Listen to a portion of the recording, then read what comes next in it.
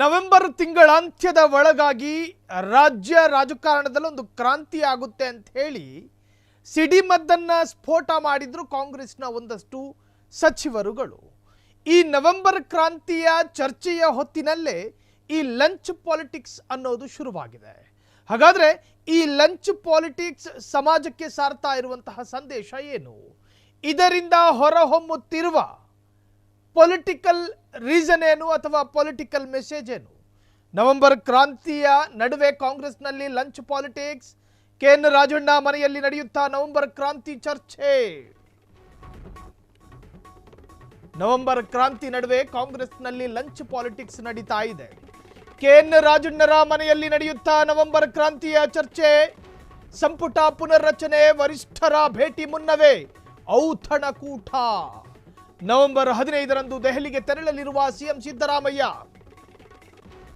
ರಾಜಣ್ಣ ನಿವಾಸದಲ್ಲಿ ಆಪ್ತರೊಂದಿಗೆ ಚರ್ಚೆ ನಡೆಸಲಿರುವಂತಹ CM.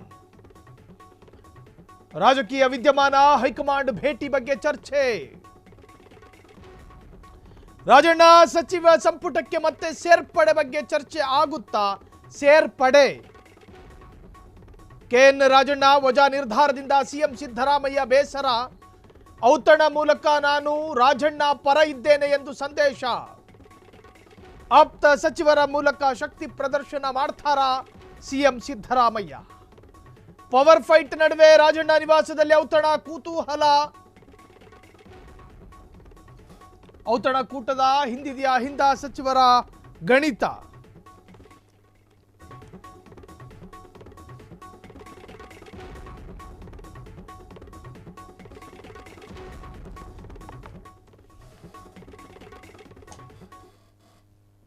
November ಕ್ರಾಂತಿಯ ಬಾಂಬು ಸಿಡಿಸಿದ್ದ ಕೆಎನ್ ರಾಜಣ್ಣರ ಮನೆಯಲ್ಲಿ ಔತಣಕೂಟಕ್ಕೆ ಸಿಎಂ ಸಿದ್ದರಾಮಯ್ಯನವರು ಹೋಗ್ತಾರಂತೆ.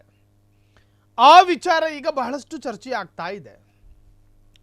ಕಾಂಗ್ರೆಸ್ಸಿನ ಬೇರೆ ಯಾವ ಸಚಿವರ ಮನೆಗೆ ಹೋಗಿದ್ರೂ ಕೂಡ ಇಷ್ಟು ಚರ್ಚೆಗೆ ಕಾರಣ ಆಗ್ತಿರ್ಲಿಲ್ಲ.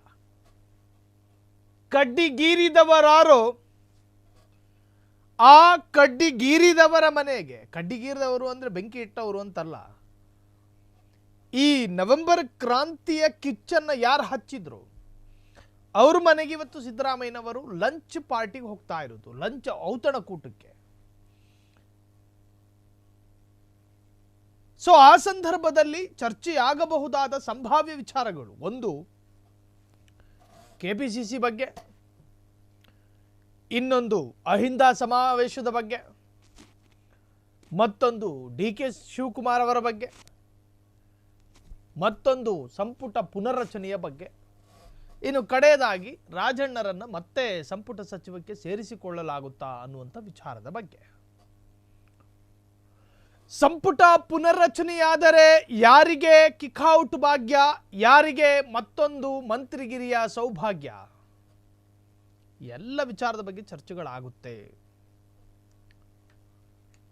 ಸಿದ್ದರಾಮಯ್ಯ ಮತ್ತು ಕೆಎನ್ ರಾಜಣ್ಣ ಸಿದ್ದರಾಮಯ್ಯರ ಸಂಪರ್ಕದಲ್ಲಿ ಅತ್ಯಂತ ಪರಮಾಪ್ತರು ಅಂತ ಕರೆಸಿಕೊಳ್ಳುವವರು.